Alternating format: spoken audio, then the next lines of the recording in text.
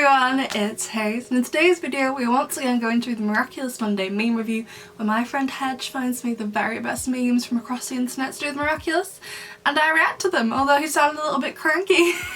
So usually I'm like, can you send it to me the night before so I have it ready for the morning, ready to go, so I'm not waiting for you to get up, like send it me the night before so I can film first thing in the morning.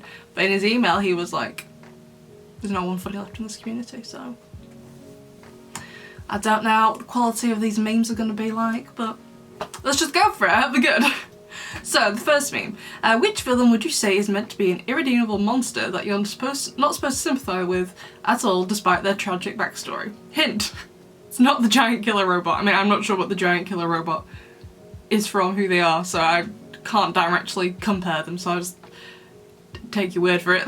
But I just find it so annoying. I get so many comments every time I talk about Chloe, whether it's just like a passing comment or it's like in one of my bigger videos like dedicated to her, like the one talking about like her dad or like the double standards between her and Felix. They're just like, oh well, you're just saying this because you like Chloe. I don't really care about her. I'm rather indifferent to her. I don't really like her, but I don't really dislike her. I'm just like, she's there as a character. I think she's fine. She's not in my like, top 10, she's not in my bottom 10. She's just a character, Miraculous. I just want her to be written well. That's the problem. I don't mind her being irredeemable, but if we're gonna make her out to be some awful person who's just absolutely horrific, then let's do it. Let's just go for it. Let's go full force, go for it. But they're only half committing to it. A lot of the decisions around her don't make sense. What happened in Revolution with her being the Met? Well, I was just stupid. Literally stupid. Like, didn't make sense. So that's my problem with it. I don't want Chloe to have a redemption because I like her so much. I don't care what they do with her. I just want whatever they do with her to make sense. My mum used to say to me, so before I used to go into my English exams, obviously usually during an English exam you put quotes in from whatever text you're analysing to back up what you're trying to say. You have to use evidence. So she always used to say to me, it's like, if you want to say Hamlet has a bright blue face, then you just need to find the evidence to say he has a bright blue face. Obviously there is no evidence to support that in Hamlet in my opinion, but it's just something she used to tell me. It's like, I can basically say whatever I want as long as I have the evidence to back up what I'm saying.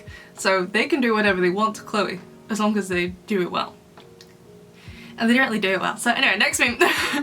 He'll be relevant next season, man. He's Ladybug's equal. The Cataclysm is the strongest power in the show. Is it? Rooster? Just wait till he finds out about Gabriel. If and when, but never is. 0 solo wins, 0 plot reference, countless losses. Helped by his father? No. Lose to someone who had just gotten the Ladybug Miraculous. I'm assuming that's referring to Alia in Haxan. I agree. See, that's another problem I have with this show, is that Thomas is like, oh, he's just Ken. And I'm like, Ken and Barbie are never meant to be equal. That's the point of Barbie. Barbie is all about girl power and female empowerment, and I have no problem with that. I love Barbie. I love the Barbie films growing up. Some of my favourite films, I rewatch them all the time.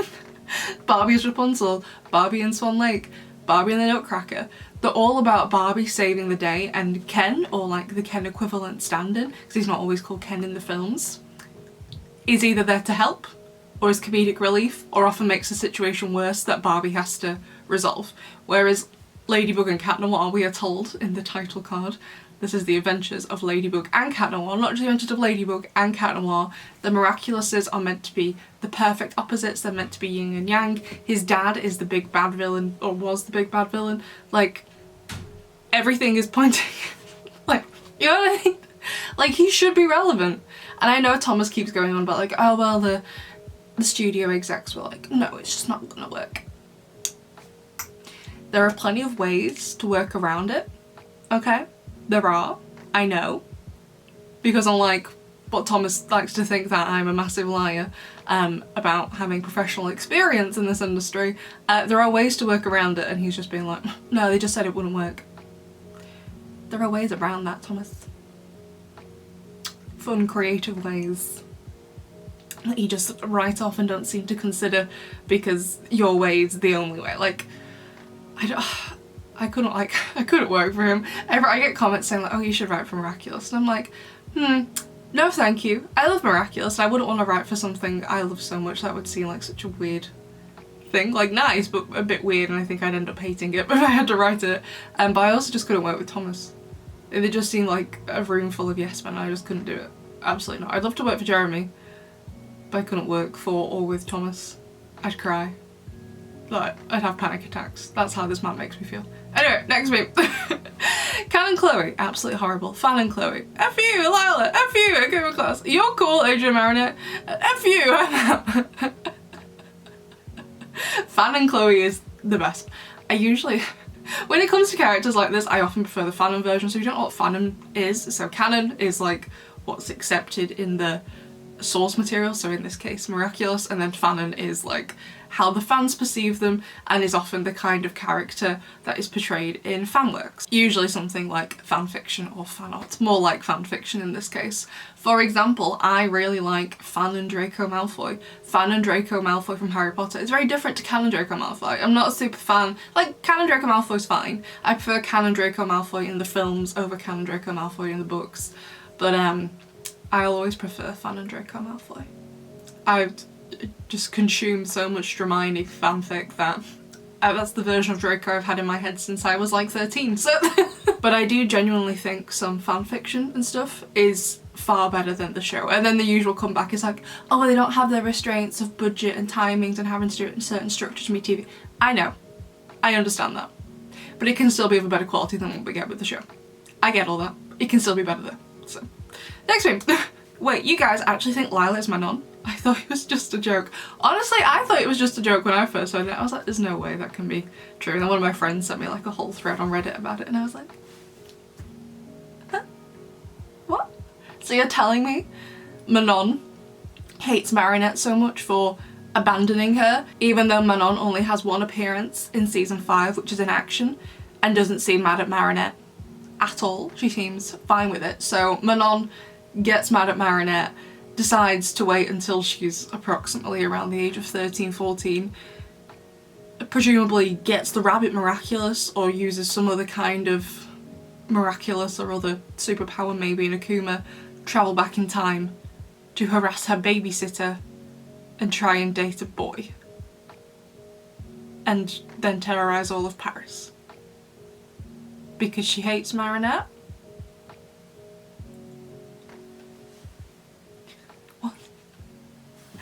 I don't mind the idea in theory, like just basically, oh yeah, Manon could be Lila, okay. But there isn't really any evidence for it. I'll definitely be on the lookout for it in this next season.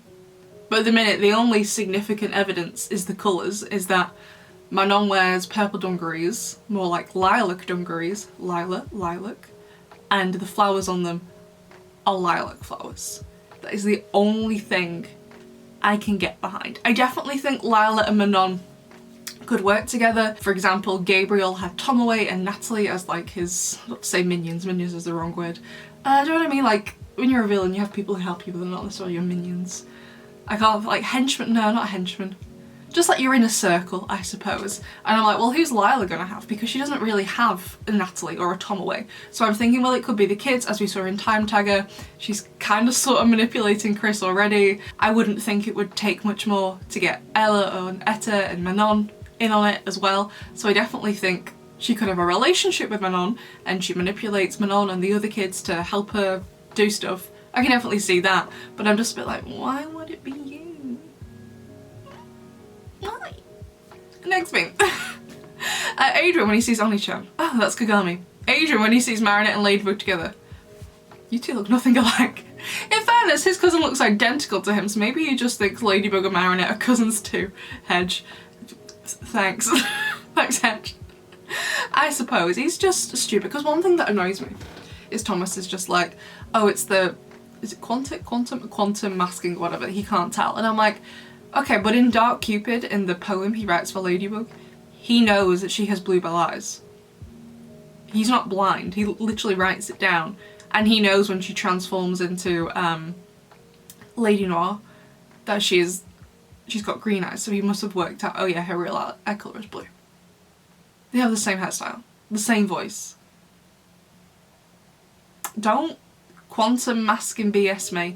Okay, I'm a science fiction author. If you just want to explain something without having to explain it and make it sound clever, you just put quantum on the front. That's all it means. Doesn't actually mean anything.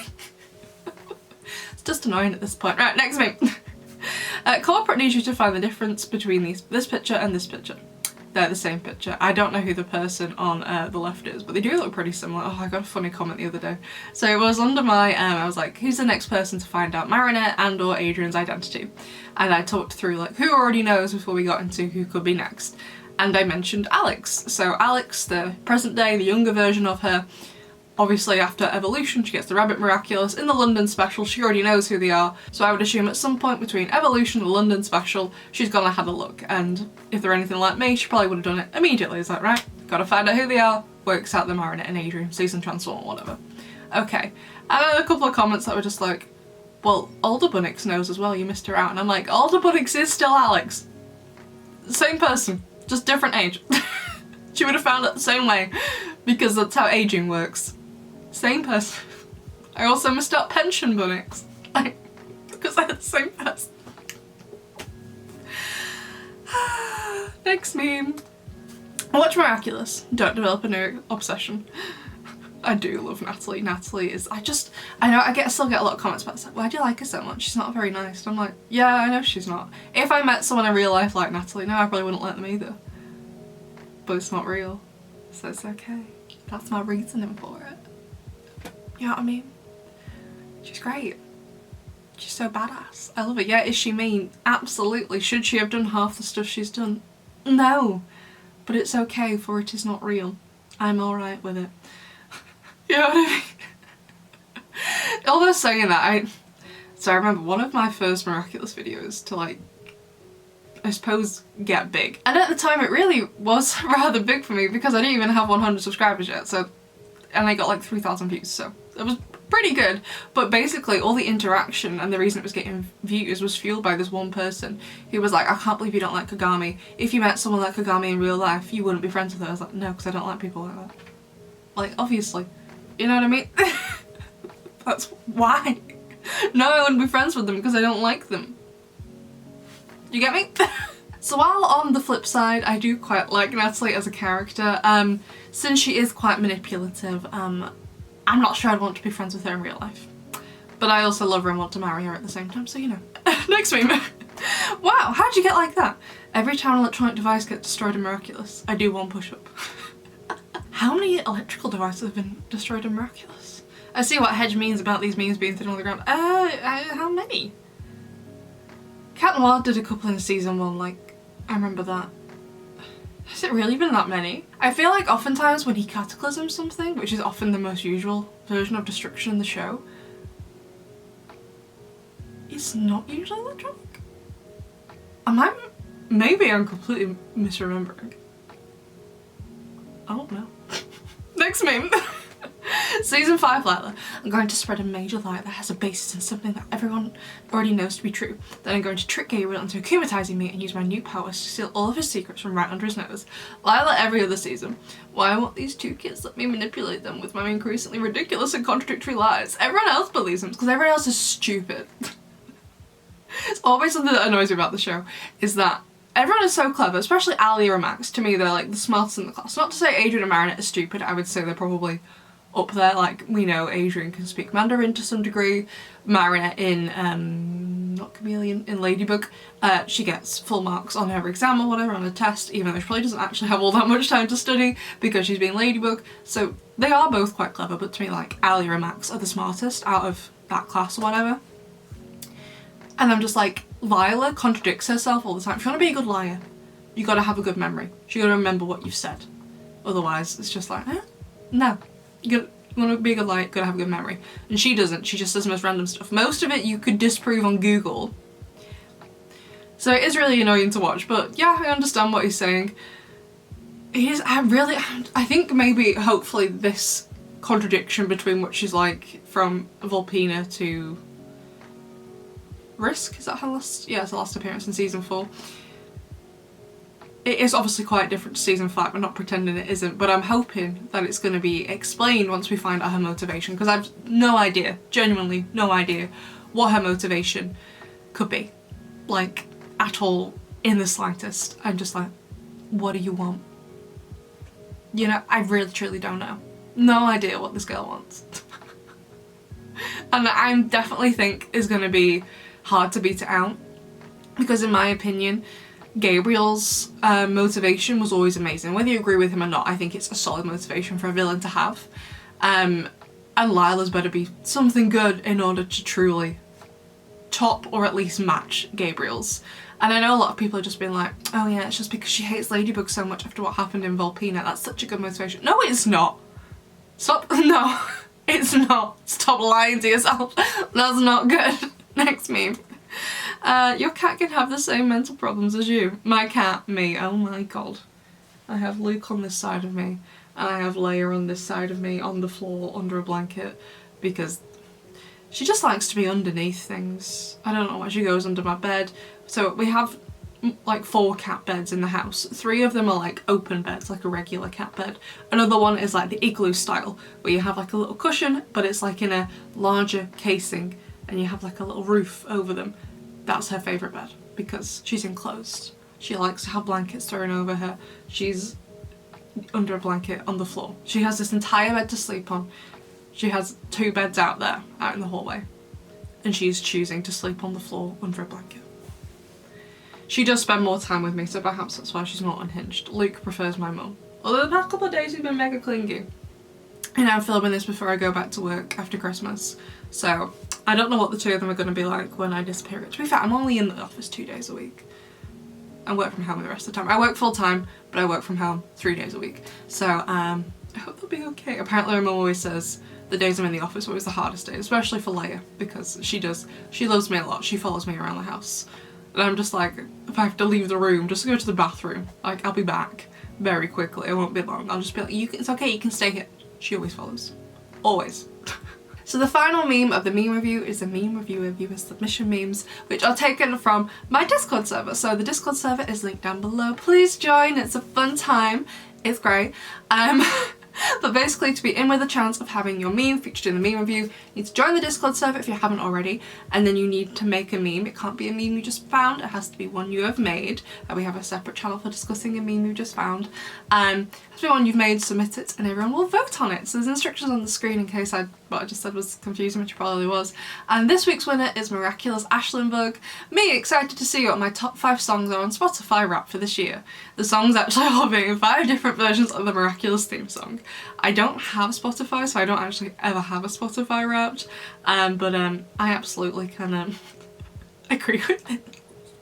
I think YouTube do like a little, that's where I mainly listen to a lot of music, and they do like a similar, probably not as good, I don't know, I've never used Spotify, so I've never seen a Spotify Wrapped before, so I don't really know what it's like. But basically mine, instead of the Miraculous theme song, they're remixes of like my favourite K-pop songs. It's just same songs over and over again, and one song by Lana Del Rey, because I used it. So I wrote a novel this summer, and that was like, I don't write to music, but I often listen to music right before I start writing to like get me in like the headspace. It was Chemtrails Over the Country Club, which is a very depressing song, which completely fit my book perfectly. So I listened to that song and just like sat there, soaked it up, got the vibes of it, and then I started writing. I don't write to music, I have to write in complete silence. But anyway, besties, that is the meme review for this week. I'd love to know what your favourite meme was, and I will see you in the next one. Bye!